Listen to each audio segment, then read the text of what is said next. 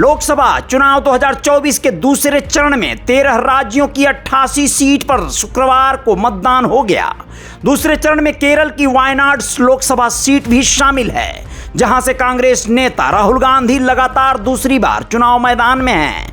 केरल की सभी 20 सीट के अलावा कर्नाटक की 28 में से 14 सीट, राजस्थान की 13 सीट, महाराष्ट्र व उत्तर प्रदेश की 8 सीट और मध्य प्रदेश की 6 सीट, असम व बिहार की 5 सीट, छत्तीसगढ़ व पश्चिम बंगाल की 3 सीट और मणिपुर, त्रिपुरा व जम्मू कश्मीर में 1 सीट पर शुक्रवार को मतदान हो गया। वैसे तो दूसरे चरण में 89 सीट पर मतदान होना था, लेकिन मध्य प्रदेश की बैतूल सीट पर बहुजन समाज पार्टी के एक प्रत्याशी के निधन के बाद अब तीसरे चरण में मतदान होगा।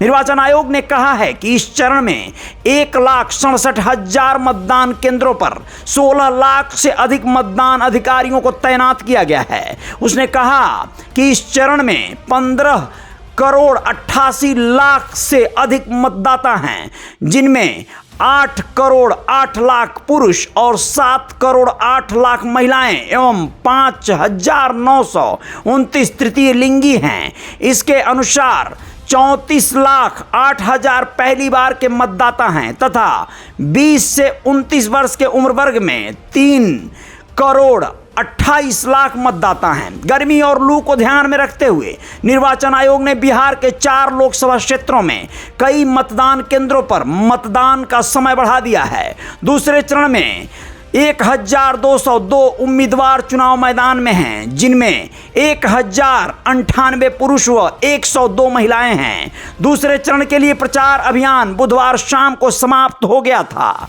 अब आप लोगों को अपडेट दे दें कि बेंगलुरु में शुक्रवार को अलग अलग रेस्तरां के बाहर लंबी कतारें लगीं, क्योंकि जहां लोकसभा चुनाव में मतदान करने वाले मतदाताओं को मुफ्त डोसा, लड्डू, काफी और अन्य खाद्य सामग्रियों पर छूट दी जा रही थी। अब आप लोगों को वहीं पर एक और जानकारी दे दें कि केरल में लोकसभा चुनाव के दूसरे चरण के मतदान के दौरान शुक्रवार को अलग अलग घटनाओं में एक बूथ एजेंट समेत 4 लोगों की मौत हो गई।